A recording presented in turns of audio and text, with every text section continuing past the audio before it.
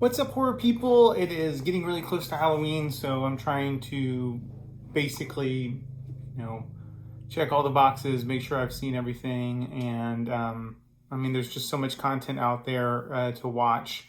And I thought what I would do today, on the first day of Halloween, this is the Monday of Halloween. I coined that TM. If you're going to use that, you need to pay me royalties.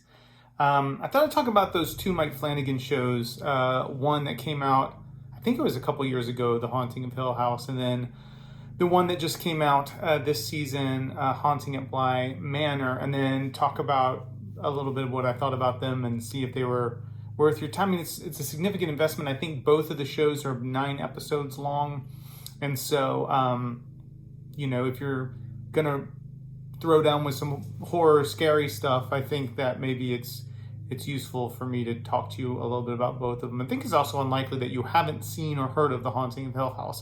So I'm gonna start with both these from the same guy, Mike Flanagan, also steeped in horror. Gerald's Game, I believe, Dr. Sleep, the sequel to The Shining. He directed that. Kind of underrated sleeper hit there too. So if you haven't seen Dr. Sleep, pretty good too. Although I think my overall, spoiler alert, TLDR, I'm about to tell you about all this stuff, but I think maybe we fell in love with Mike Flanagan just a little bit too quickly. When The Haunting of Hill House came out, and there were other movies that he had done and worked on that were legitimately good and scary. Hill House came out, and I'll talk to you a little bit about it. It's based on the Shirley Jackson novel Haunting of Hill House, which has had many, many different iterations. In fact, I think this is kind of the jam of Mike Flanagan with these shows, is that he's taken something that's so well known and has been a story that's been told so many times in the horror genre, and then trying to riff on it.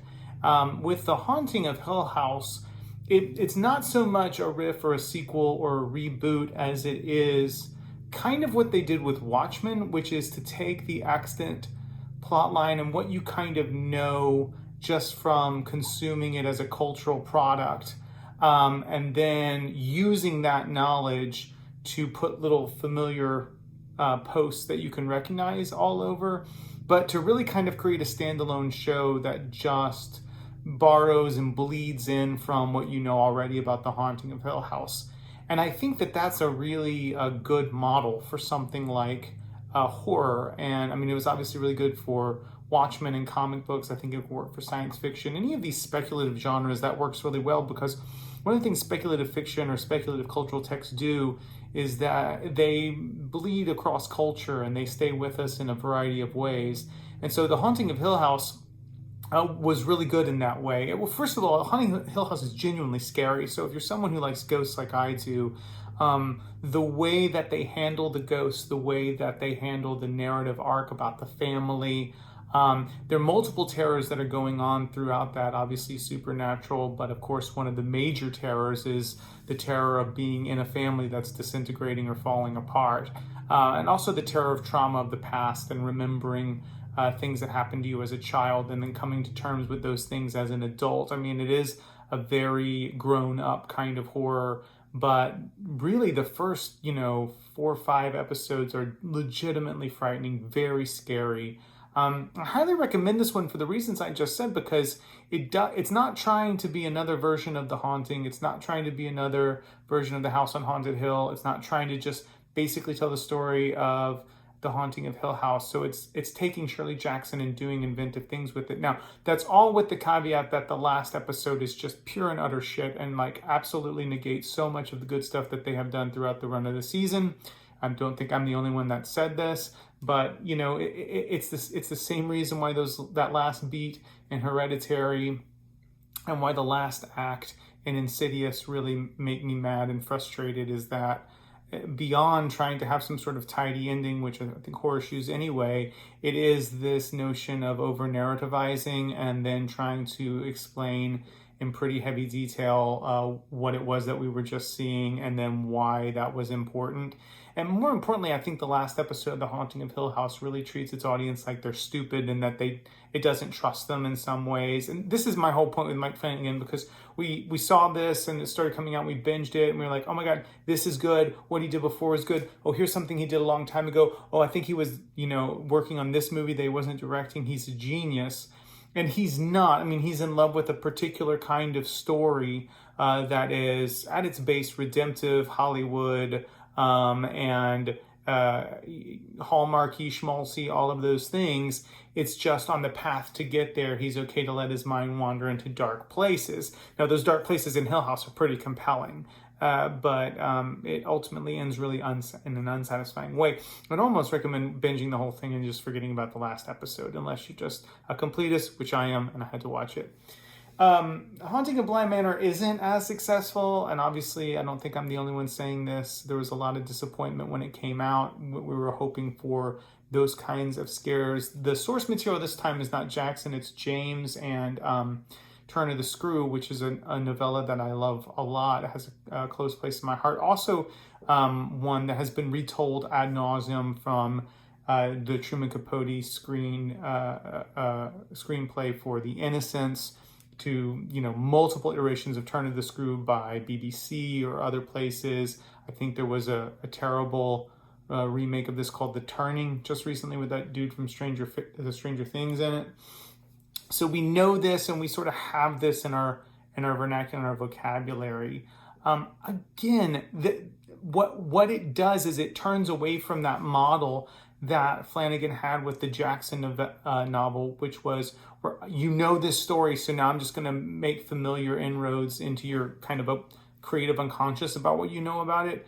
Instead, they use the James novel, and for a good portion of it, almost all the way up until the 8th episode, it's not a reboot, it's not a reimagining, it's not a sequel, it's not a prequel, it's like fan fiction, So all of those characters that James writes about, and the things that he doesn't say or the things that he doesn't make explicit, this series is like, here's what was going on. This is why Miles was sent home from school. This was his relationship with Peter Quint. This is what's up with Miss Jezl and the Peter Quint relationship. This is the lady in the lake. So they kind of make a lot of those things explicit. And I have to say, people didn't like it, but I was here for it. And I think it's just because I'm a geek and I really love Henry James. Not Henry James, of course. I hate Henry James, but I love that novel or novella. And so I found myself constantly being like, oh, right, that's why that was going on. Okay.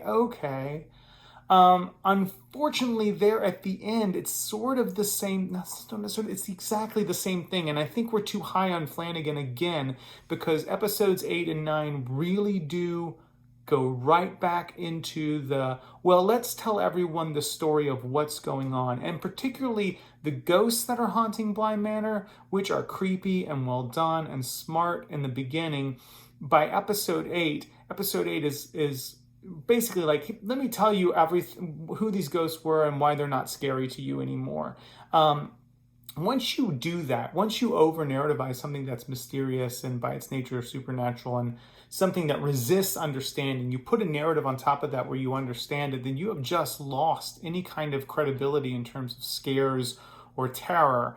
And episode 8 really does that. It really takes you quite out of it. It stops trying to fan fiction Turn of the Screw. And then it feels to me like episode 9 is just trying to clean up after what they did.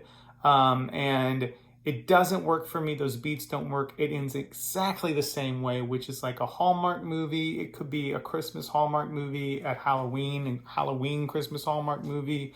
I appreciate, the deep sentiment. I think it's nice what he says about grief and the potential for grief, but I find that same kind of hopeful beat in something far more clever and compelling, like The Babadook, for example. And I just think with all of the material that he had to work with and how he sort of followed him all the way, there was something he could do that was a lot more satisfying, that would retain some of that mystery and give a credibility to the story that we just saw. And then, there's a big reveal at the very end of the thing, which makes no sense, but then makes perfect sense. And you really start to distrust why you liked the beginning. So I have to say that The Haunting of Bly Manor left me in roughly the same place The Haunting of Hill House did. It's just that I think The Haunting of Hill House was far more successful in its earlier episodes because it knew what it was. This wanted to be Henry James fan fiction until it didn't, and then it turned out to be, you know, a TV movie. So recommendation wise, I mean, all of these things require substantial investment. If you haven't seen Haunting of Hill House, I would definitely suggest that you go through those early episodes. I mean, if you're having, you know, a Halloween night, you could do worse than spending 3 episodes with the first 3 episodes of Hill House, because it's genuinely terrifying. Bly Manor, unless you just really love the turn of the screw like I do, or the cast, or you're a completist for Mike Flanagan, whatever it is, you can skip it. It doesn't do anything particularly inventive, and even the things I have to say that I geeked out about, where I was like, oh, that's what's going on with Turn of the Screw, they weren't, you know, mind blowing, and I really did not like their version of Peter Quint. The acting is uniformly great in all of these. I mean, I really do have to say, except the scariest thing about The Haunting of Bly Manor is Henry Thomas's British accent. Other than that, the acting is really good. So, I mean, if you're also just someone that enjoys watching some people that are good at craft, acting and reacting with each other, then you'll probably find some time with that. Okay, that's it. Hopefully I'll be able to watch a couple more and talk to you about a couple more as we get closer to the big day. But until we do, stay spooky. Love you guys. See you soon. Or whatever, virtually see you soon.